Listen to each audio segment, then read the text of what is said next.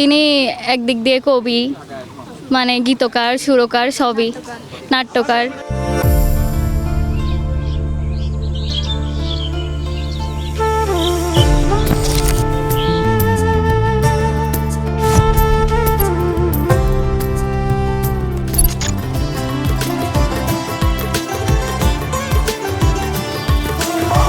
চর্চার জন্য তিনি নোবেল পুরস্কার পেয়েছেন, সেই মহান ব্যক্তিত্বের আজকে আমাদের ধন্যবাদ।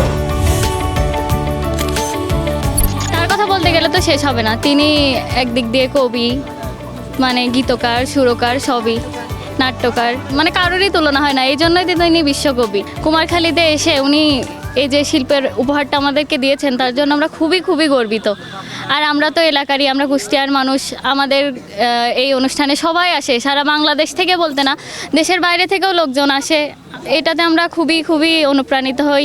তার গান আমরা পরিবেশন করি, তাদের সমতুল্য হয় না, তারপরেও চেষ্টা করি।